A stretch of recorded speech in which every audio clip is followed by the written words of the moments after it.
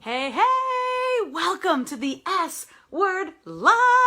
My name is Renee Rebar. I'm your sales strategist, TEDx speaker, and author. And I have spent the last 20 years, I know I don't look old enough, but I was 23 when I started in the field. Actually, I was 21 when I started in the field and 23 when I started my first sales company. So I have made millions and trained thousands of people at every different level of their sales process how to close the sale. Today, I'm talking about how to get rid of those tire kickers and virtually eliminate all that time wasted. So, hey Robin, how are you? Say hello as you join, whether you're live or on the replay. Do not miss this. This is actionable advice you can use today. So, do you remember, now that Robin's on here, she'll remember this because she knows how to sing Billy Joel karaoke songs with me. Ask her. Natalie, hey! So, you remember back in the 80s, the show The Dukes of Hazzard? Or the beginning of the show, you would see the car like launching and it'd be like, what? And then they would freeze frame it. Tell me if you remember that in the Dukes of Hazzard. Have you ever seen the start of the show where they'd be like, you'd see the general like, woo, frozen in time. And then the narrator would say, now how did these boys get themselves into that trouble? Do you remember that? So tell me yes in the comments, whether you're live or on the replay, if you remember the first 5 minutes of the Dukes of Hazzard. And what did it do? You were like, I gotta see what happened. Well, this is what happens so often in the world of sales. Natalie's like, I can't remember. Natalie, you may not be old enough. Okay. So when people say, Renee, I'm getting a bunch of tire kickers, I'm getting people on the phone with me that don't, they want to pick my brain. They're not ready to buy. That is the freeze frame that I have in my mind. If they've gotten to that point, it's not at that point where the problem started. So here is what I am going to share with you today. Now, I usually only share this with my favorites, okay? My paying clients, my inner circle mastermind, my one-on-one clients, and in fact, even in my Sell Like a Mother program, there are the beginnings of this strategy. But here's the deal. There are very specific pieces I want you to rewind, like whoop, back to. Number one, how can people book a call with you? So how can people book a call with you? You cannot book a call with me off the internet. There are many reasons why that is true. It's because the internet is full of crazy people. The world is full of crazy people.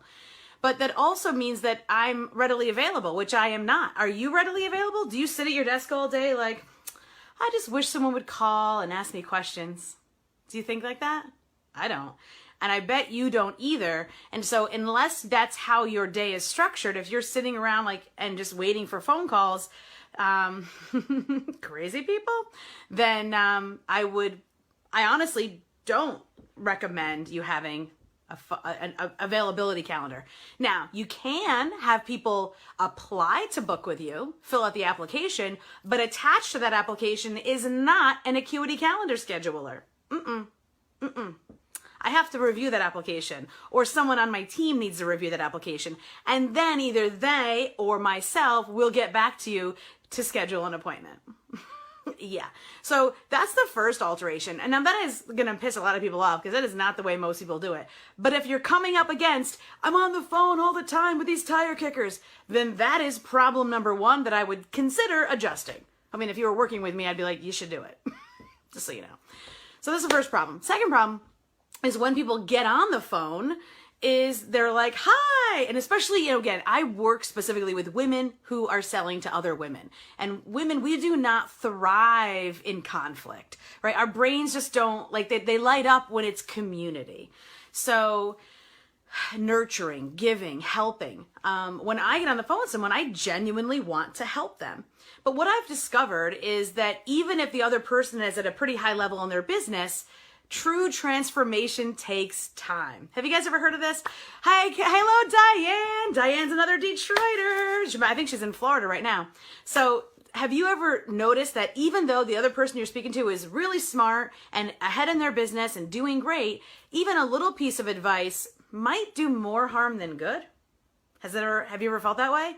Because that is 100% the case. if you are giving a small piece of advice and they're like, oh, good, that's good, I'll go do that, chances are it's truly not going to give them the full result that they need.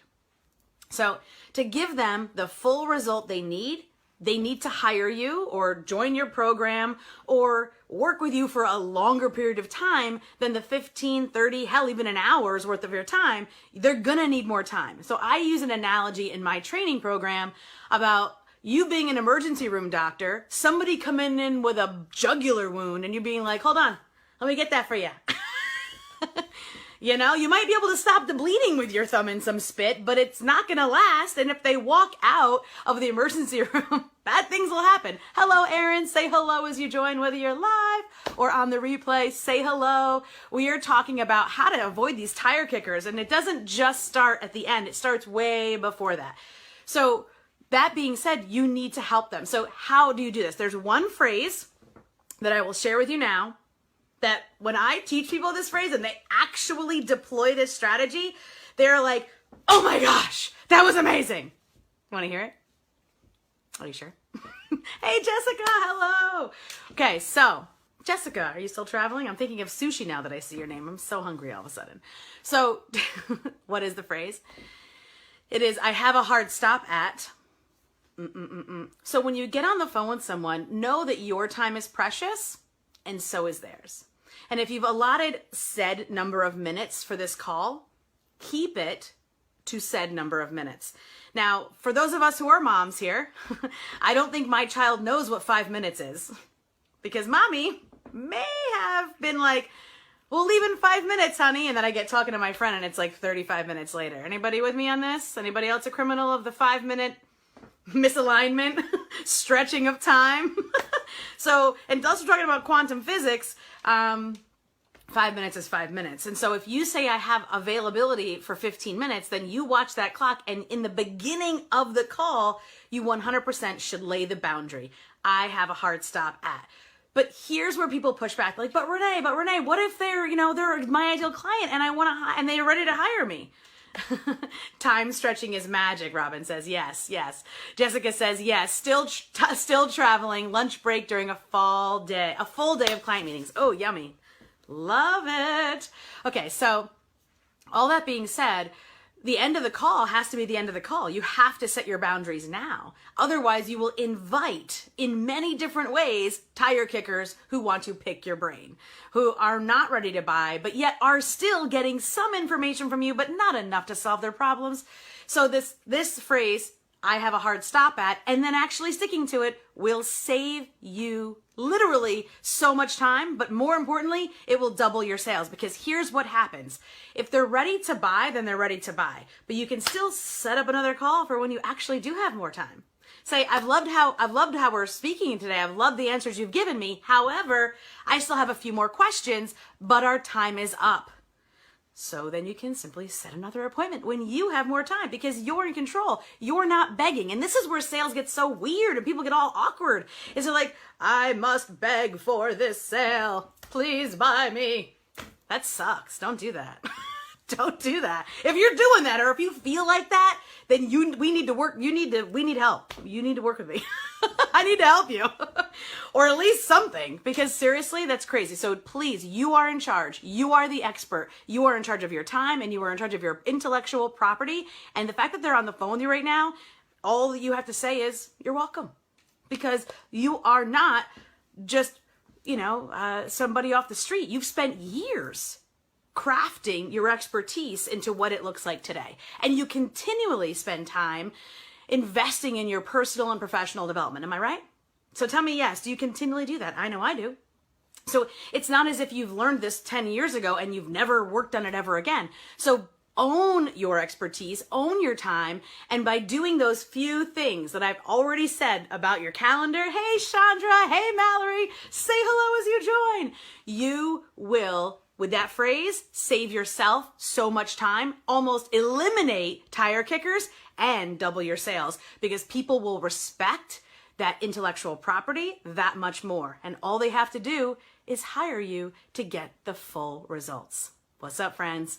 All right, guys, have a great Wednesday. Thank you for listening to the S Word Live. I come weekly, every week, Wednesday, 12:30 p.m. Eastern, right here. And all you have to do is tune in live to get the free next step for you to make more out of your sales. Have a great day.